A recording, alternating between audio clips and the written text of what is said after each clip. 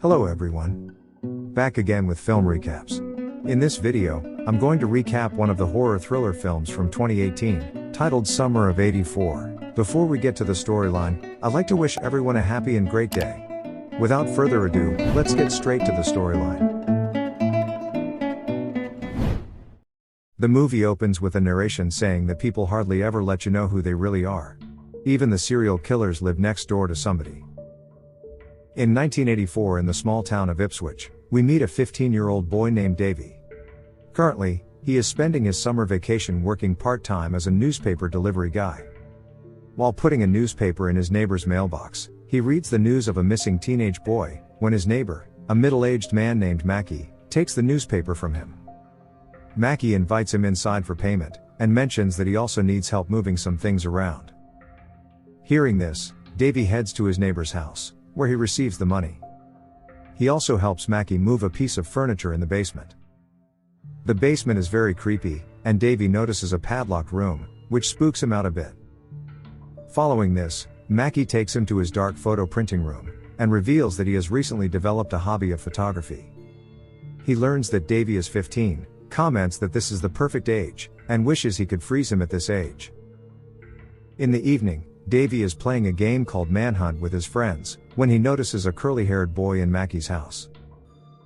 Later, he hangs out with his friends, Tommy, Woody, and Faraday, at Tommy's treehouse. The boys look at some adult magazines, and fantasize about a girl named Nikki, who used to be Davy's babysitter. Davy then tries to discuss the recent series of missing kids in their town, but his friends don't seem interested. The next evening, Davy takes binoculars and peeps into Nikki's room, which is just across the street, but he can't see her. Just then, he hears his dad talking to someone. It turns out Davy's dad is a news reporter, and Davy learns that the cops have received a letter from the killer, whom they call the Cape May Slayer. The killer has admitted to killing 13 children over the last decade. Hearing this, Davy immediately passes the information to his friends, and soon discovers that the information has already been broadcasted. The killer has confessed to killing 15 people, including 13 kids and 2 adults. The police believe the perpetrator is a white man aged 30 to 40 who lives alone, and always targets teen boys. Afterward, Davy summons his friends and tries to discuss the Cape May Slayer, but they take it as a joke. He says that the killer could be targeting them as well, but his friends don't think so, as Cape May is a pretty big area. The boys then take binoculars and peek into Nikki's room, where she is undressing. Moments later, she turns around and sees Davy. The next day, at the library, Davy and his friends search for information about the missing kids, and look at their pictures in the articles. Later, while at home, Davy notices a picture of a missing child on a milk carton. He quickly recalls that this is the same curly-haired kid whom he saw at Mackie's house a few nights ago. Because of this, he begins to suspect that the infamous Cape May Slayer is none other than Mackie. Davy also mentions the secret padlocked room in Mackie's basement. Here, Tommy reveals that his brother, who works at a hardware store, frequently sees Mackie buying like 100 pounds of dirt every week, which he claims is for his backyard garden. Davy thinks this doesn't make sense, so he reminds his friends that the suspect is likely a white male, late 30s to 40s, and lives alone. Eventually, the four agree to investigate Mackie and gather evidence against him. Over the following days, the boys begin to monitor all of Mackie's routine activities. They eventually decipher his schedule, and learn when and what he does throughout the day. They discover that Mackie leaves home every night at 11 p.m. to go jogging for an hour.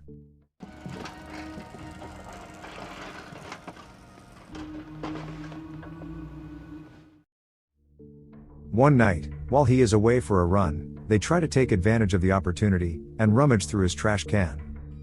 After finding nothing suspicious, they even check his mailbox, but find no clues. That night, Davy is home alone, as his parents are out for a date night. The doorbell suddenly rings, and to his surprise, it turns out to be Nikki. She enters the house, and begins snooping through his room, where she finds the binoculars. Davy claims that he has never watched her naked.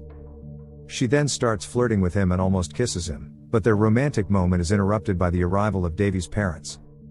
Upon hearing them, Nikki quickly escapes through the window. Elsewhere, a teenage boy is leaving his house late at night. He becomes scared when he senses someone following him. And then all of a sudden,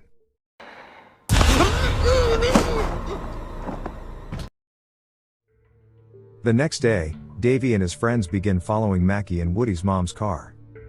They notice him going to a hardware store and purchasing soil and digging tools. After he leaves the store, the boys continue to follow him, but they quickly lose sight of him as Woody drives like a grandma. As if that wasn't enough, they are then stopped by a police car, which scares them, as they believe it's Mackie. But it turns out to be another officer, who scolds Woody for stealing his mother's car and driving illegally.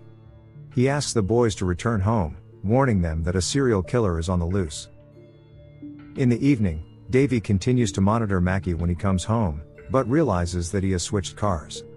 He informs his friends about it, and suggests that the tools Mackie purchased must be stored in another place.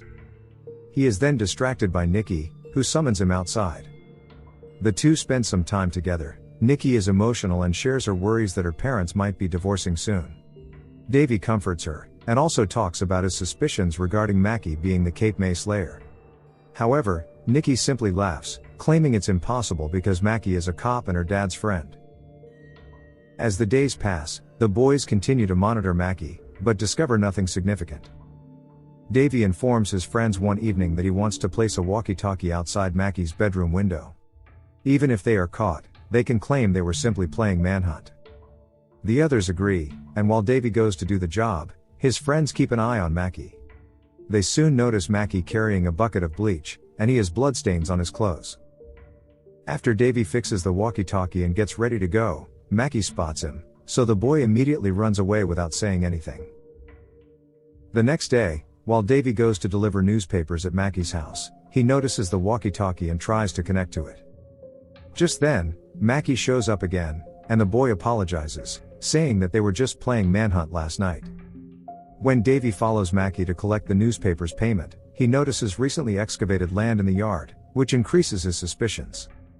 After giving the payment, Mackie hears the wave sound on Davy's walkie-talkie, but he brushes it off. In the evening, Davy continues to monitor Mackie's house, but shit! He's shocked to see the latter staring directly at him through binoculars. Afterward, he gathers his friends at the treehouse, and insists that they must dig up Mackie's yard to find out what is hidden there. The next evening, Woody and Faraday follow Mackie during his 11 p.m. jog, while the other two arrive at the house and begin digging. Shortly after, Woody and Faraday notice Mackie heading to a warehouse after his jog. There is a small gap in the door, and when Woody watches inside, he sees a sack labeled "Na-O." Meanwhile, Davy and Tommy continue digging the yard, but they can't find anything. They then decide to enter the small warehouse in the backyard. There, they find a t-shirt with bloodstains, and Davy recalls that this is the same shirt worn by the curly-haired kid. The boys then return to the treehouse, and discuss their findings. Woody mentions that he saw a sack labeled "Na-O" in Mackie's rented warehouse. They discover that it stands for sodium hydroxide. It turns out that this chemical formula can transform organic tissue into liquid, frequently used to decompose roadkill, and can also reduce the foul smell of a corpse. With this information, Davy decides that they have enough evidence and should inform his parents, presenting the evidence they have gathered. However, his parents become enraged and claim that the accusations are serious and unreasonable. They don't believe Mackie could be a killer, and scold Davy for spying and meddling with other people's property.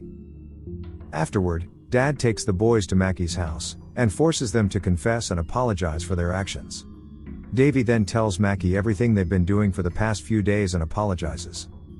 Hearing this, Mackie begins laughing and explains that the curly-haired kid Davy saw in Mackie's house a while ago is his nephew, Jamie. He can call Jamie right now to confirm, but Davy's father says it's not necessary. He also apologizes for his child's actions, and Mackie forgives them. Davy still believes that Mackie is guilty, but his friends are done with this whole game. Because of the incident, Davy is grounded by his dad as a punishment. The next day, while Davy is home alone, Mackie shows up, and expresses his displeasure about what happened yesterday. He explains that he doesn't want any bad blood, and wants to improve their relationship as neighbors. Mackie asks what he can do to make things better, and Davy nervously suggests that he could call his nephew Jamie. Mackie agrees and proceeds to head inside, which terrifies the boy. So, he grabs a knife in case things go wrong. After this, Mackie dials a number, but when no one answers, he says that Jamie might be at baseball practice. He offers to come back again, but Davy says there's no need, stating that it was a stupid suspicion anyway, and the boy apologizes. After Mackie leaves, Davy quickly calls the operator, and asks for the last number called from his phone. The operator recites the numbers, and Davy is horrified to realize that Mackie had called his own house. In the evening, Davy calls his friends to his house and shares the information. Just then, Davy's mother calls him downstairs, and it turns out that there is a news report on TV that says the Cape May serial killer, Arthur, has been apprehended. Plus, Mackie was the one who arrested him. After being criticized by his mother for his actions, Davy tells his friends that the whole situation seems strange. They suspected Mackie to be the killer, and now he suddenly ended up catching the murderer. Davy suggests that they should break into Mackie's basement, and he knows there's something behind that locked room. He claims that he will take his father's camera and tape the whole thing. However, his friends are not interested and warn that this could lead to serious consequences. Davy points out that tomorrow is the Cape May Festival, and everyone will be there. He just asks his friends to keep an eye on Mackie, while he goes to the basement alone. After a lot of convincing, they reluctantly agree, stating that this will be the last time they will be doing this. The next day, everyone from the town goes to attend the Cape May Festival, including Davy's parents. Faraday, who is at the festival as a lookout, keeps an eye on Mackie. Meanwhile, Tommy is stationed outside his own home, ready to warn if Mackie drives by. Elsewhere, Davy steals his father's camera, and breaks into Mackie's house. He asks Woody to stay outside, but Woody cannot bear to send his best friend alone, so he decides to join him. Just then, Nikki shows up, and insists that she wants to help them as well. At the festival, Mackie and other cops are rewarded for finishing the city beautification project. It turns out this is the reason he has been purchasing so many tools and soil. Faraday quickly tells Davy that they were mistaken, Mackie was only purchasing garden tools for the project. Frustrated, he announces that he's quitting this stupid surveillance and leaves. Despite this, Davy decides to continue the mission so that he can clear up all his suspicions. Moments later, the trio arrives at the basement, which is completely dark and creepy. They continue recording with the camera, as Davy successfully breaks into the padlocked room. Meanwhile, Tommy is still on lookout duty, but Faraday arrives and claims that they were wrong, and Mackie is cleared of all accusations. Tommy is relieved to hear this, and turns off his walkie-talkie before leaving. Inside the padlocked room, we see the walls decorated with numerous photographs, and then they hear a sound coming from another room inside. Davy opens the door, and discovers that it is a bathroom. They then pan the camera light to a bathtub. And then, behind the curtain,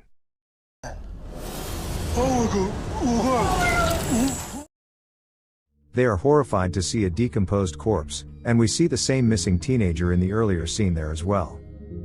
The three take the distressed teenager out of there, and here Davy realizes that the photos on the walls are of the victims' families. To his surprise, he soon notices a picture of his own family, and realizes that he's the next target. In the next scene, the kids are at the police station, showing the footage to the chief officer. The officer immediately marks Mackie as a wanted criminal and issues a manhunt for him. He is also very impressed with Davy and labels him as a hero. Afterward, Nikki is impressed with Davy's bravery, and gives him a sweet kiss. While heading home, Davy's parents apologize for not believing in him, and they are very proud of what he did. That night, Woody decides to stay at Davy's house since his mother is at work and he doesn't want to be alone. Lots of police officers are still checking Mackie's residence, but he is nowhere to be found. At midnight, while Davy and Woody are sleeping, the attic door unexpectedly opens, revealing that Mackie has been hiding there all along.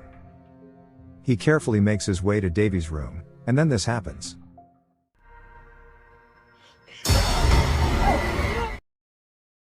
A while later, Davy and Woody wake up tied and gagged in a police car in an isolated place. The duo quickly manages to untie their bonds and remove the gags from their mouths. Suddenly, Mackie appears at the window. This terrifies the boys, so they quickly run away from there, and head into the forest. Mackie uses the loudspeaker, and says that he has a surprise for them, and now they are going to play a real manhunt. The boys continue to run through the forest, and Woody suddenly slips into a spot where there are many dead bodies. It turns out that Mackie used to dump the bodies of his victims at this place. Woody says he does not want to die, but Davy promises that he won't let him die, since he was the one who dragged him into this mess. He then asks Woody to go to the car while he distracts Mackie. After saying this, he runs away and calls the murderer to come after him. Moments later, while Davy is hiding behind a tree, the psychopath slashes him in the leg. He then turns his attention to the other boy and chases after him. Woody manages to get to the car, but unfortunately, Mackie catches up to him. He then slits the poor boy's throat, ending his life. Later, a horrified Davy walks towards the car, and is devastated to witness his best friend die. Just then, Mackie grabs him, and states that Davy ruined his life and threw him out of his house.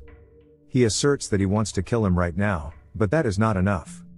He wants Davy to live in constant fear of the day when he returns for him. Mackie then promises that one day, he will prove Davy's fears right, and come back again to kill him. After saying this, Mackie drives away, leaving the injured Davy behind. Shortly after, Davy is found by a passing driver, who gives him a ride. As they leave, we see Mackie's police car being burned down on the highway to cover his tracks. Davy is then admitted to the hospital, where his parents express relief that he is still alive. After fully recovering, Davy returns home, but he is no longer the same boy as before. He is deeply traumatized. In the final scene, Davy decides to return to his part-time job as a deliveryman. Nicky, who is leaving the town, waves him goodbye. He then notices Tommy and Faraday demolishing the treehouse, but they don't even acknowledge him because they blame him for Woody's death. Eventually, Davy finds himself in front of Mackie's empty house, now marked with police tape. He unfolds a newspaper with a photo of Mackie, accompanied by a caption stating that the Cape May killer is still let loose. Okay guys, thanks for watching. See you again in the next video.